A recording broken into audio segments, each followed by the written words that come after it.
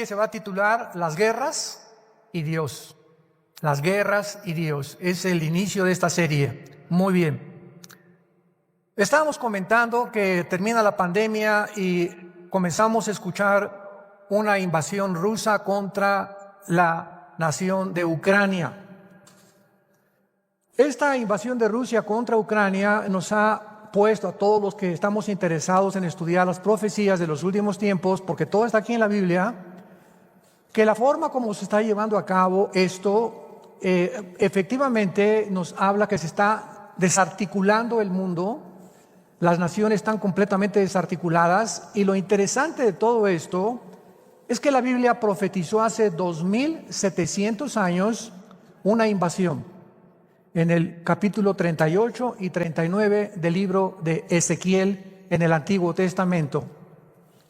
Esta invasión en Ezequiel 38 y 39 está revelada por Dios, por el Espíritu Santo, con detalles impresionantes. Es una de las profecías con mucho más detalles que cualquier otra que podamos encontrar en la Biblia, porque se mencionan el nombre de las naciones que vienen contra Israel. Se menciona que es la nación de Israel la que va a experimentar la invasión.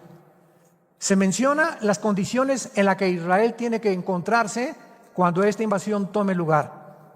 Se menciona una guerra tremenda donde va a ser Dios el que intervenga sobrenaturalmente para terminar y destruir el ejército de Gog y todos los magogitas, que son las naciones que se encuentran exactamente al sur de Rusia, que son Uzbekistán, Kirguistán, Tayikistán, Afganistán, y lo más interesante es que se encuentra Ucrania. Entonces, cuando comenzó todo esto, yo he dado ya como 3 o 4 conferencias, las pueden encontrar en internet, en muchas entrevistas también muy buenas, se las recomiendo de veras, con muchos detalles.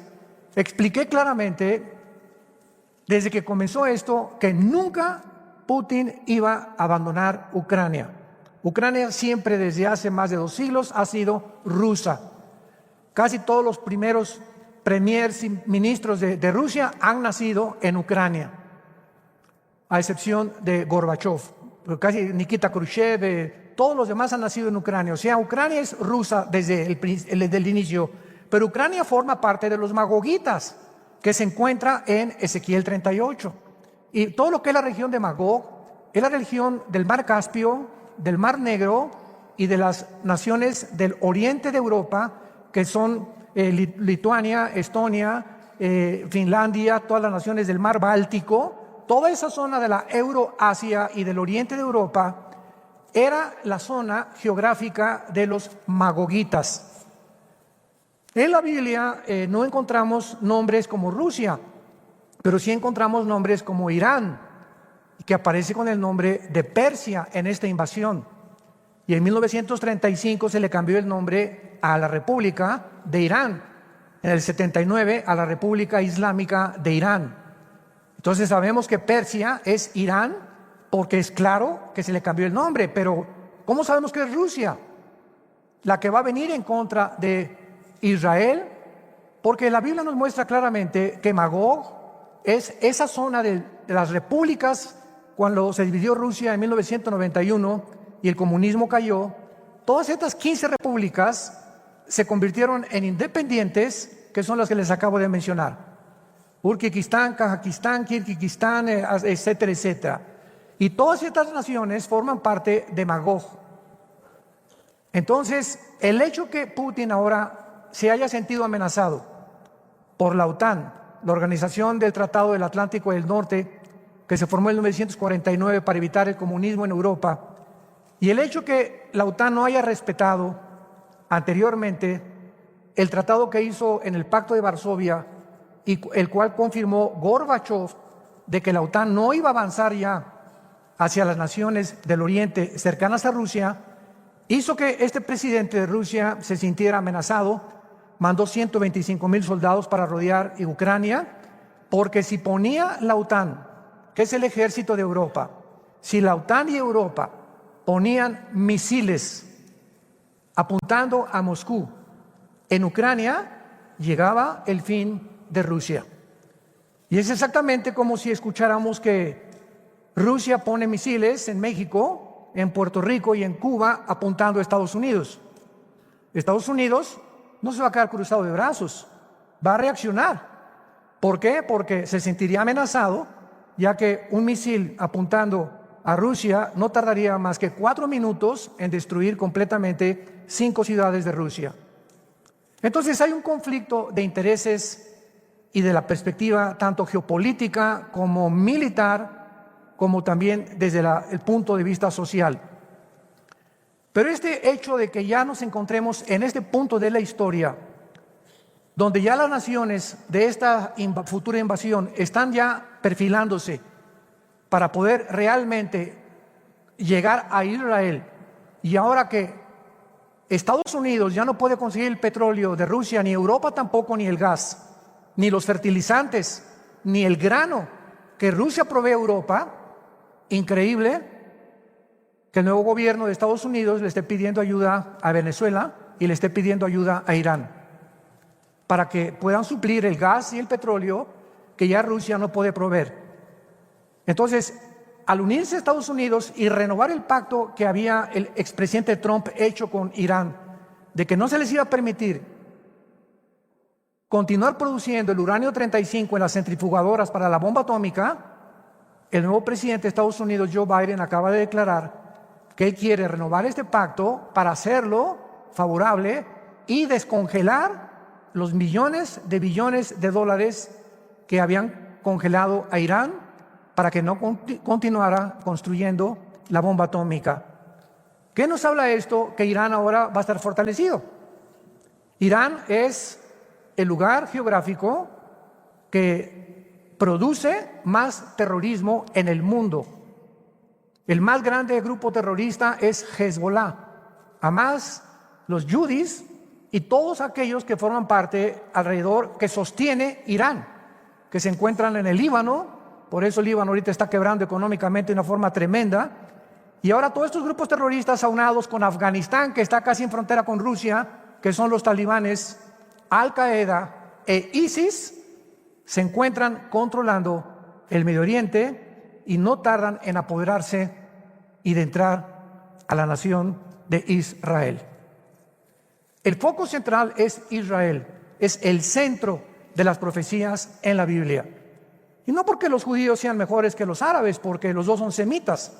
Simplemente Dios escogió un pueblo geográficamente para que al llegar a la época que estamos viviendo, los ojos del mundo se concentraran y se fijaran en este lugar geográfico que es Israel, y nosotros supiéramos que nos encontramos en los últimos tiempos.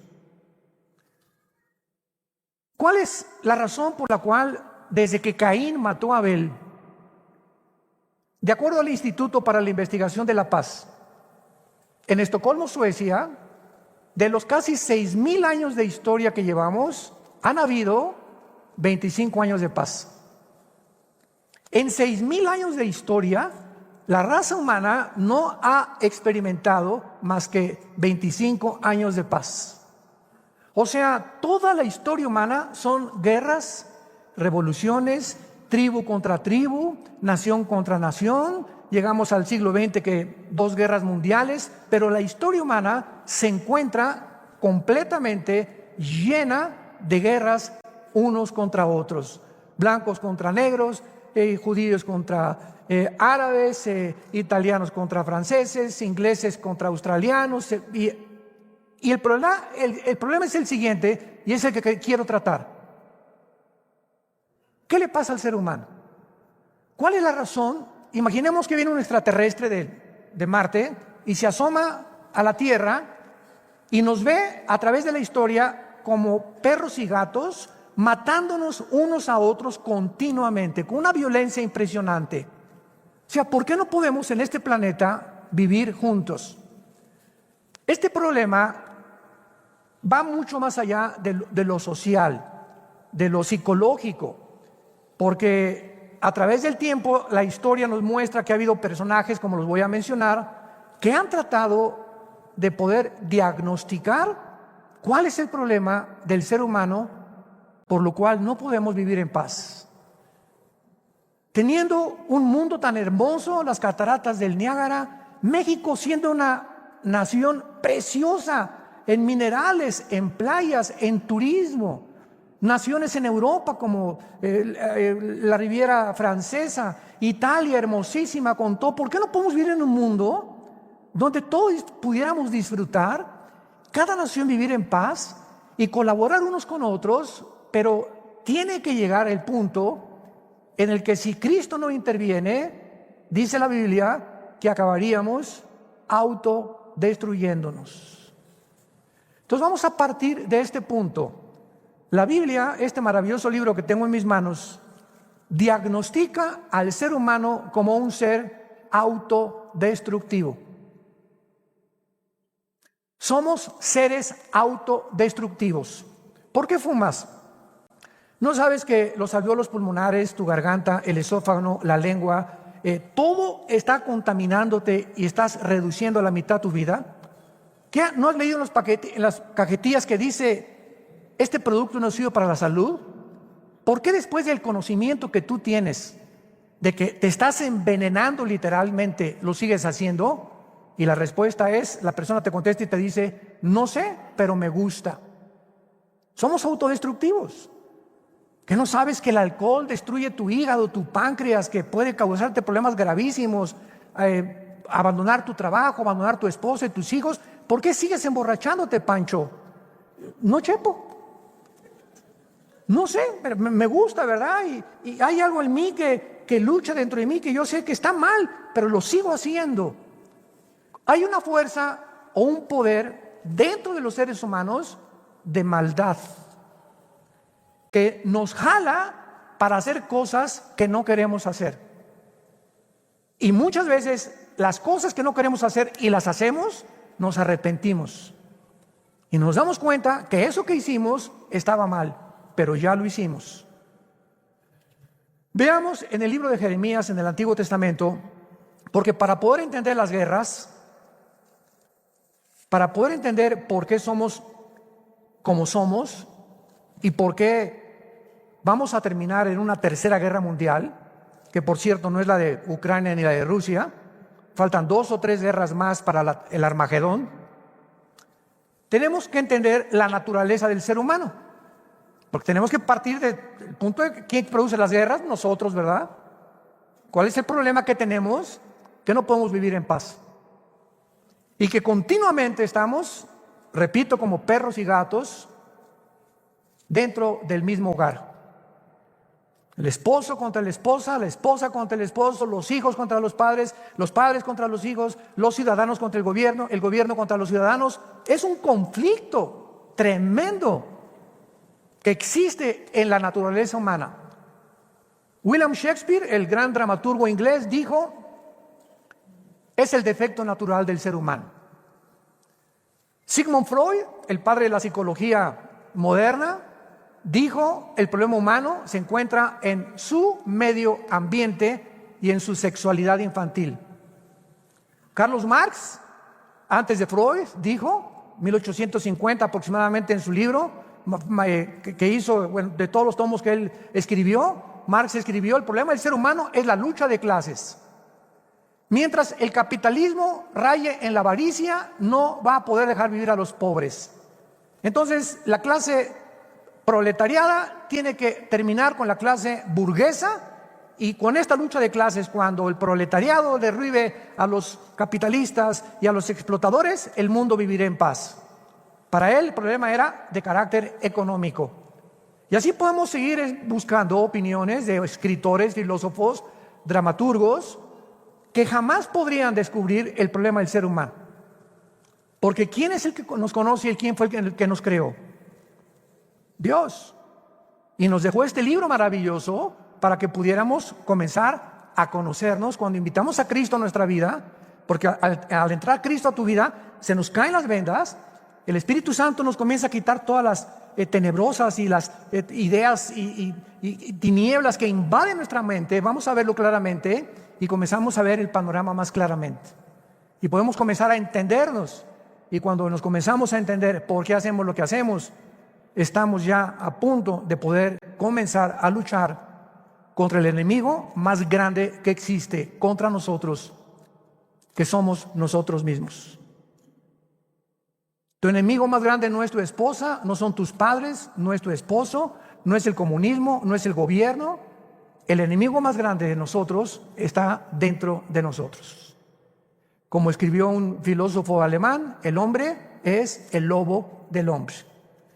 Así que no busques por afuera el mal. Es que yo tengo la culpa por la infancia que tuve. Mi mamá era prostituta, mi papá era traficante de drogas, soy el producto, me crié en un orfanatorio desde niño y por eso soy delincuente, por eso estoy en odio contra el mundo, por eso no creo en nada, etcétera, etcétera. No es cierto, no es cierto, no es cierto. Ese es el engaño. Pero cuando descubres que no es cierto, que no está fuera de nosotros el mal por lo que somos, sino dentro de nosotros, comienzas a convertirte en una persona responsable. Tú nunca serás una persona madura hasta que no reconozcas que lo que eres es porque tú lo has escogido ser. Y no es el medio ambiente, no es el conductismo, no es el humanismo. Tú eres lo que eres, y si creciste en un orfanatorio, y si tu mamá fue prostituta, y si tu padre fue traficante de drogas, y te han violado cuando eras niña, etcétera, etcétera, la gracia de Dios es más grande. Dios en la Biblia nos tiende la mano a nosotros, pobres seres autodestructivos, y nos dice: déjame levantarte de la condición en la que te encuentras. ¿Me permites? ¿Me das permiso de entrar a tu vida? Porque no hay ninguna otra medicina más que la sangre de Cristo. Dice Jeremías 17:9, lo voy a leer tal como está escrito y después vamos a analizarlo en el lenguaje original hebreo. Y dice así, Jeremías 17:9, engañoso es el corazón más que todas las cosas y perverso. ¿Quién lo conocerá? Yo, Jehová, que escudriño la mente, que pruebo el corazón, para dar a cada uno según su camino, según el fruto de sus obras. Cuando nosotros venimos a las palabras originales en el hebreo, encontramos una revelación impresionante, porque en el hebreo cada palabra tiene aproximadamente 4, 5, hasta 6, 7 sinónimos. Por ejemplo, la palabra shalom significa paz, estabilidad, seguridad, bienestar. Abarca un espectro de características que cuando decimos paz, pues no sabemos más que qué es paz, ¿verdad? Pues estar quieto.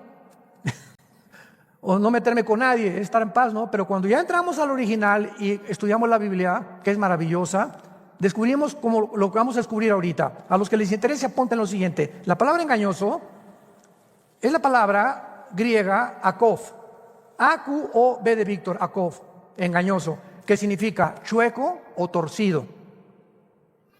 Se van a sorprender después todo lo que dice aquí. La palabra corazón es la palabra hebrea L de Lola, E de Enrique, B de Víctor, lev, que significa los sentimientos, las emociones, la voluntad y el intelecto. ¿Estamos profundizando? Ahora, la palabra perverso es la palabra anás, como suena, A-N-A-S, que significa imposible de curarse o incurable. Vamos a juntar todo lo que acabamos de decir. Nacimos chuecos, nacimos torcidos. Mi esposo y yo ahorita estamos disfrutando a nuestra nietecita Ana Sofía, que tiene 1 año y meses, y no se imaginan, ahorita ya está caminando, ahorita es la niña más peligrosa de su casa, cuando comienzan a caminar los bebés. Pero nos damos cuenta, en un bebé de 1 año más o menos, que yo soy la reina y aquí me hacen aquí lo que yo quiero. Y si no, y demandan y piden y gritan, no me gusta la comida, y le escupen de la boca, pero tienen que traer la atención, y si no la estás entreteniendo, chilla. Y a los 2 años que ya caminan un poco más, son los dictadores más grandes de su casa. Yo le decía a nuestra hija Natalia, ¿verdad? Uno de los problemas que un padre cristiano tiene que tener, que tenemos que enfrentar, es darnos cuenta que desde que nacemos con la tendencia a que nos den gusto. Yo soy el rey, yo soy la reina. Y tenemos que ir poco a poquito con la sabiduría que Dios nos da en la Biblia a los bebés, y cuando van creciendo a 4 o 5 años de edad, irles demostrando que no son dueños ellos totalmente de lo que siempre les tenemos que dar gusto. Yo recuerdo hace 3 o 4 días estábamos desayunando en la casa de ustedes, tenía aquí a Ana Sofía aquí, y de repente la agarré aquí y me dijo, me quiero bajar. Y le dije, no, aquí te quedas. Y que no. Y a la segunda vez volteó y sintió y se quedó sentada. Pero comenzamos a decirles y a imponerles poco a poco, no vas a mandar siempre. Poco a poquito, esa es la sabiduría que Dios nos da. ¿Pero por qué? Porque desde que nacemos con la tendencia a el mal. El mal lo traemos desde que nacemos. Nacemos gritando, chillando desde que nacemos. Vivimos llorando y nos vamos de este mundo llorando también. Nacimos chuecos, torcidos, y nuestras emociones, nuestros sentimientos, nuestra voluntad y nuestro intelecto están completamente torcidos y están desviados completamente de la voluntad de Dios. Pero lo más terrible de esta autodescripción de nosotros es la palabra perverso, que significa incurable. La Biblia, damas y caballeros, señores sociólogos, psiquiatras, antropólogos que nos están escuchando, la Biblia nos revela que el ser humano no tiene ninguna forma de cambiar su conducta. Pero cuando vino la psicología y la psiquiatría, hace como un siglo, ¿qué fue lo que hicieron? La persona tiene, y se le calificó como neurosis, sociopatías, paranoias, porque la persona se espanta de todo, esquizofrenia porque hay personas que tienen 2 o 3 personalidades. Pancho en su casa es el dictador, en su trabajo es guarachero y parrandero y jugador, y en la iglesia tiene cara de Santo Tomás. Qué triste, ¿verdad? Se llaman desórdenes múltiples de la personalidad. Hay cantidad de seres humanos que tú los ves y son diferentes dependiendo de la condición donde se encuentren. Con los amigos, sí, por aquí, por allá. En su casa, la esposa, hipócrita. Y los hijos, ¿verdad? Mi papá, lo veo cuando salimos con los amigos, es tan diferente como trata a mi mamá. Y la psicología le puso, ¿verdad? Esquizofrenia, porque significa en el griego mente dividida. O sea, no eres uno, eres 2 o 3 o 4. Entonces, no hay cura, porque cuando vamos al psicólogo y al psiquiatra que te pueden ayudar a decir, tú eres así porque sufriste de niña, porque te violaron, pero una vez que te diagnostica un psicólogo el problema que tú tienes, la pregunta es la siguiente, ¿y la medicina cuál es? ¿Saben cuál es? Chochos, pastillas tranquilizantes. Si tú vas a un hospital psiquiátrico, el 99% de los pacientes los tienen drogados. Porque no hay manera. Es que la persona va a darle un choche Cuanil o Prozac o alguna otra cosa que lo tranquilice, y vas avanzando de peor en peor, porque comienzas a ser narcotizado químicamente. Químicos están tratando de tratar y controlar tu sistema nervioso, lo cual a la larga va a producir un cuadro peor que cuando tú comenzaste. Y eres una persona drogadicta. No le llames a tu hijo marihuano si tú usas pastillas tranquilizantes, porque no hay manera de cambiar al ser humano. Es incurable. Si hubiera otra manera de cambiar nuestra conducta, ¿para qué un hombre hace 2000 años murió en una cruz? Padre, Jesús oró en Getsemaní, pasa de mí esta copa. ¿Hay alguna otra manera, Padre? ¿Hay alguna otra manera en que se pueda tratar al ser humano, en el que tú lo puedas salvar? Mira, diles que se porten bien, que cada quien vaya a la iglesia que quiera, que cada quien tenga una religión, que hagan lo mejor que puedan. Pero ¿por qué tengo yo que morir? Si hay otra manera, Señor, hijo, le contestó el padre, no hay otra manera. Es tu vida. en esa cruz, la que tiene que pagar la cuenta para que cuando el ser humano diga, ¿y qué culpa tuve yo de nacer chueco? Porque ahorita la mente de ustedes ya está girando a 100 por hora. ¿Y qué culpa tengo yo de haber nacido torcido? No tienes ninguna culpa, te contesta Dios en el día del juicio. Tu culpa no es que hayas nacido torcido. Tu culpa es que nunca quisiste enderezarte. Yo te ofrecí la medicina y te traje a las reuniones y te hablé de Jesucristo, pero tú te encaprichaste en continuar con tu vida. Entonces tú no vas a ser condenado por como naciste, porque tu pecado de nacimiento en la cruz lo pagué yo con mi sangre preciosa. Entonces el mismo Dios que permite que el mal entre al mundo es el mismo Dios el que nos da la medicina, y es el mismo Dios quien se la toma para que tú y yo seamos hechos justos, santos, sin merecerlo. Esta se llama gracia, la gracia de Dios. Que siendo pecadores inmundos, autodestructivos, llega Jesús a mi vida y toma mis pecados y los pone en esa cruz y me dice, ahora Jesús, me dice, ahora Armando, simplemente sígueme. Yo soy el camino, yo soy la verdad, yo soy la vida. Y puesto dentro de ti el Espíritu Santo, que es el que te va a dar el poder de seguirme, porque es difícil seguirme. Ese fue el error del catolicismo romano, tratar de seguir a un Jesús imaginario de ellos por sus propios esfuerzos.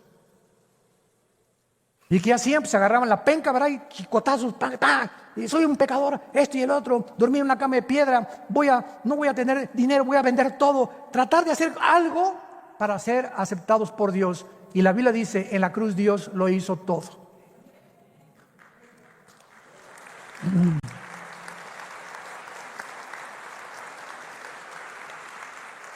Muy bien.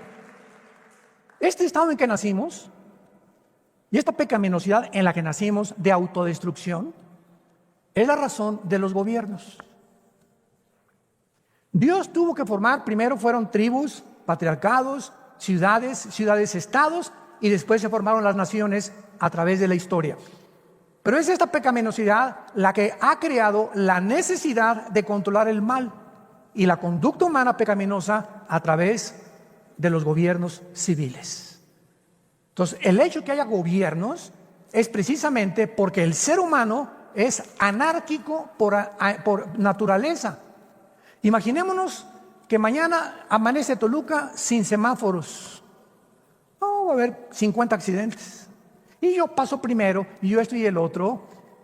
Entrarían a romper las vitrinas de los comercios, se levantaría el pueblo. Bueno, es impresionante. Entonces, la necesidad de que haya policías y ejércitos y cosas de seguridad es porque el ser humano necesita, desgraciadamente, por nuestra naturaleza, ser controlados. Vayamos a Génesis capítulo 9, en el Antiguo Testamento. Y claro, ¿verdad? Que precisamente por esta maldad que tenemos, muchos gobiernos, no se adelante, lo vamos a explicar todo, han abusado de la autoridad que se les ha dado y van a ser responsables delante de Dios. Pero es imposible que el ser humano pueda vivir sin un gobierno. Dice en Génesis capítulo 9, versículo 6. Estas palabras están escritas después de un diluvio universal. Cuando el ser humano, la violencia en la tierra fue extrema, la degeneración moral del ser humano fue perversa y maligna, donde los padres se levantaban contra sus hijos, donde ya no había matrimonios, donde todo era completamente un caos. Dios tuvo que borrar a una generación completa del mundo entero, y después de que el diluvio arrasó con esta generación, sobrevivieron nada más 8 personas. Noé, su esposa, los 3 hijos de Noé y las 3 esposas de los 3 hijos de Noé: Sem, Cam y Jafet. La Biblia dice que Jafet formó todo lo que es Europa, el mundo anglosajón. Los semitas formaron todo lo que es el Medio Oriente y Asia, Euroasia, Asia Central. Por eso tanto judíos como árabes son semitas. y Cam fundó todo el continente africano. Así que tú y yo venimos de cualquiera de los 3 hijos de Noé. Y después de que todo esto se formó y después de que sobrevivieron en el arca, que aterrizó exactamente o se colocó en Armenia, que está junto a Turquía, ahí se posó el arca. Cuando bajaron las aguas, de ahí comenzó la raza humana otra vez a propagarse, y entonces Dios, del capítulo 9 de Génesis en adelante, nos lleva poco a poco explicándonos la historia de los gobiernos y por qué los gobiernos tuvieron que ser puestos por Dios para detener la maldad del corazón humano. Y entonces Dios dictó, aunque te asustes, la pena capital, la pena de muerte. El que derrame sangre de hombre, por el hombre su sangre será derramada, porque a imagen de Dios es hecho el hombre. Acabo de mencionar que la Biblia estableció la pena de muerte, la pena capital. E inmediatamente, siempre que te enfrentas a la Biblia y a los pensamientos de Dios, causan extrañeza, desorientación, sorpresa. ¿Cómo? La pena de muerte. Porque no entendemos nunca lo que se encuentra detrás de los mandamientos de Dios. Yo te comprendo. Yo cuando oí esto también, la pena de muerte, Dios, sí, Dios estableció la pena de muerte, y les voy a decir la razón y lo vas a entender. Las cárceles no existen en la Biblia, en el Antiguo Testamento. Tú agarras a un delincuente, al pitirijas tuercas, entró a tu casa, se metió a tu casa, se lleva la televisión y mata a tu hijo, o mata a tu hija, o viola a tu esposa. El pitirijas tuercas, viene la policía y entonces lo mete a una cárcel. ¿A ti en qué te beneficia? Porque ni la televisión te devolvieron. Lo que te robaron de dinero tampoco lo vas a recobrar jamás.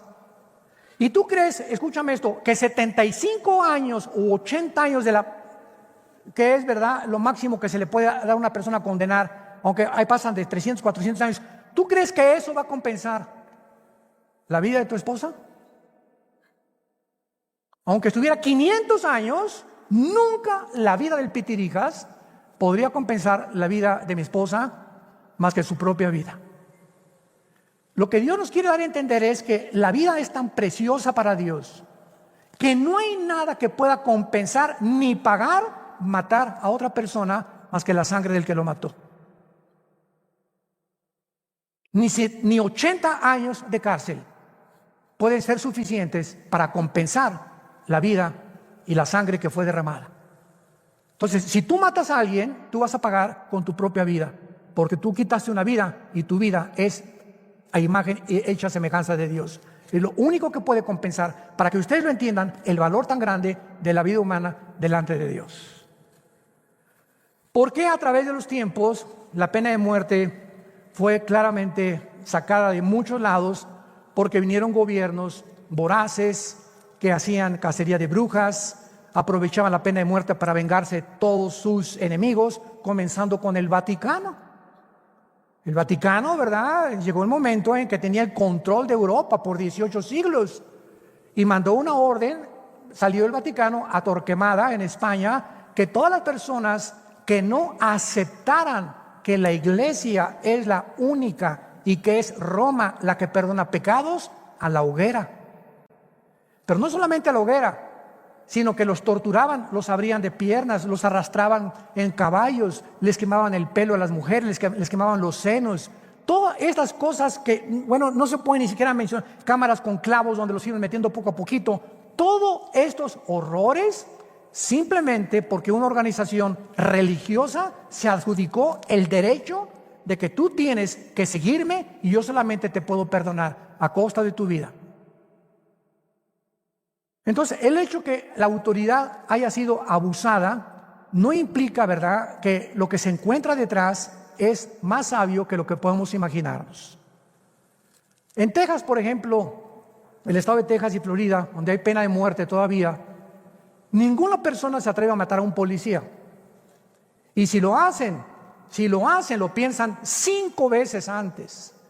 Y aquí en México vemos, ¿verdad?, que hasta a los del ejército los encueran. y les quitan las armas y los pisan, y etcétera, etcétera, y ni quien reclame, ni quien castigue, ni quien digan pío. ¿Por qué? Porque cuando se autoriza esto y se dice, si tú matas a esa persona, tú te vas a ir 60 años de cárcel o es pena de muerte, lo vas a pensar 5 veces antes de hacerlo. Así que Dios establece la pena capital para enseñarnos el valor del ser humano, que solo la muerte de esa persona puede compensar lo que tú le quitas, la muerte que lo ocasionó. Entonces, las cárceles, ¿qué son? Las inventamos nosotros, no están en el Antiguo Testamento. En el Antiguo Testamento había ciudades de refugio, donde un criminal hacía algún ladrón, corrían y lo metían en ciudad de refugio, y se juntaba un consejo de ancianos y determinaban su caso para que la familia no se quisiera vengar y lo matara antes de juzgarlo. Como decía Pancho Villa, mátalos, después averiguas. Entonces se tenía que juzgar antes, que pudieran abusar, porque la venganza y las emociones están torcidas de todos los seres humanos. Entonces Dios quería que primero lo aislaran, lo metieran a las ciudades de refugio, y ahí los jueces determinaban si era culpable o no era culpable. Ahora, desgraciadamente, ¿verdad? Ya no es la ley del más bravo, ahora es la ley de la selva. Ahora muchos gobiernos se aprovechan de eso, ¿verdad? Y usaron la pena capital para personas, y hay muchos inocentes que han sido muertos, que han sido inocentes y que no merecían la cámara de gases ni la silla eléctrica, porque la silla eléctrica fue un método completamente antihumano, contra derechos humanos, torturar a una persona antes de matarla.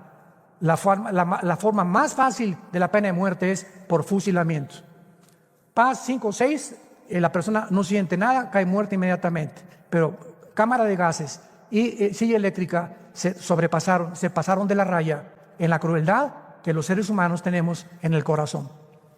Ahora, muy bien, esta pecaminosidad entonces es la que ha producido los gobiernos, y en último lugar, uno de los principales problemas que existen es la terrible influencia para juzgar a los demás de los conductistas. Vimos que las cárceles no rehabilitan a nadie. ¿Amén? Las cárceles no son centros de rehabilitación, salen peor. Ahí aprenden todas las mañas que no aprendieron cuando estaban afuera. Otros salen con más odio, otros salen con más mañas, otros salen, ¿verdad? Pero las cárceles no cambian el corazón humano. Otra vez, es incurable el ser humano. Ni una cárcel, ni una institución, ni ninguna zona sociedad de beneficencia puede cambiar al ser humano. Tú llévalo al psicólogo, no lo pueden cambiar, acabará enchochado, o el psiquiatra enchochado, etcétera, etcétera. No hay nada que cambie al ser humano más que la cruz. La cruz de Cristo, que se nos ofrece todos los días, y nos habla todos los días Dios diciéndonos: vengan a mí, los que están cargados y trabajados, que yo los haré descansar. Entonces, sustituyendo y desconociendo la horrible condición en la que nacimos y en la que vivimos, se han desarrollado métodos, pues que psicología, marihuanos anónimos, alcohólicos anónimos, psicóticos anónimos, etcétera, etcétera, los conductistas, evolucionistas y humanistas. Los evolucionistas enseñan que nuestra conducta está determinada genéticamente y que tú eres como tú eres porque traes genes de tus abuelos. Si tu abuelo fue criminal, tú eres criminal, y genéticamente tú no eres responsable porque has heredado ese crimen o esas ganas de matar de tus antepasados. Ese es el conductismo que se maneja dentro de la psicología. Los evolucionistas dicen que también estás determinado genéticamente, pero que está determinado por el medio ambiente. Lee Harvey Oswald mató al presidente Kennedy en 1963 en la ciudad de Dallas, Texas. Agarraron a Harvey Oswald, estuvo 2 o 3 días que lo estuvieron investigando, e inmediatamente se formó un grupo de abogados para determinar e investigar su pasado, y descubrieron que lo criaron prostitutas a Lee Harvey Oswald, que fue un niño desechado por su familia, que después se fue a Rusia, etcétera, etcétera. Y entonces se forma un cuadro del defensor de la persona acusada para poder librarlo de la pena capital o de la cárcel, atribuyendo su conducta a la locura. En lugar de la cárcel, determinamos que está loco y probamos que está loco, y que es el resultado de su medio ambiente, se escapa de la cárcel, de la muerte, y se va a un hospital psiquiátrico de por vida. Y ahí lo drogan hasta que se muera. Entonces, vean cómo se ha sustituido todas estas cosas, tratando de atribuir al ser humano la responsabilidad, de evadir del ser humano la responsabilidad. La responsabilidad humana ya no es tomada en cuenta en los nuevos sistemas judiciales debido a la influencia de estas perspectivas seculares. ¿Dónde podríamos encontrar entonces, damas y caballeros, la responsabilidad humana en un sistema que argumenta, sígueme con cuidado, que nuestras acciones son el resultado de la herencia y el medio ambiente? Entonces, no somos responsables, ¿no? Fue mi mamá, mi papá, mis hermanos que me hicieron así, donde me levantaron de la basura, etcétera, etcétera. Yo no soy responsable. Vamos a terminar leyendo en el libro de Ezequiel, capítulo 18, lo que la Biblia dice acerca de la responsabilidad del ser humano.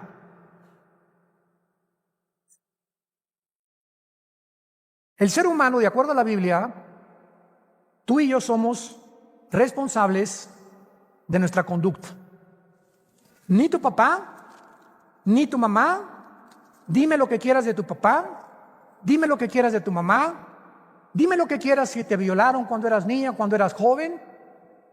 Somos delante de Dios individualmente responsables. Y cuando estemos en el día del juicio, porque vamos a ser juzgados los seres humanos por Dios, nadie podrá decirle a Dios: lo que hice fue por mi mamá, por mi papá, mis hermanos, el que me violó. Todas esas personas influyeron en mi carácter, influyeron en mi personalidad, por lo cual las acciones que yo cometí, soy libre de toda responsabilidad. Y ya Dios decía en el libro de Ezequiel capítulo 18, versículo 14: pero si alguien engendra un hijo, el cual viere todos los pecados que su padre hizo, y viéndolos no hiciere según ellos, nos brincamos al versículo 17: apartare su mano del pobre, interés y usura no recibiere, guardare mis decretos y anduviere mis ordenanzas, este no morirá por la maldad de su padre, y de cierto vivirá. Versículo 20: el alma que pecare, esa morirá. El hijo no llevará el pecado del padre, ni el padre llevará el pecado del hijo. La justicia del justo será sobre él, y la impiedad del impío será sobre él. Nunca, jamás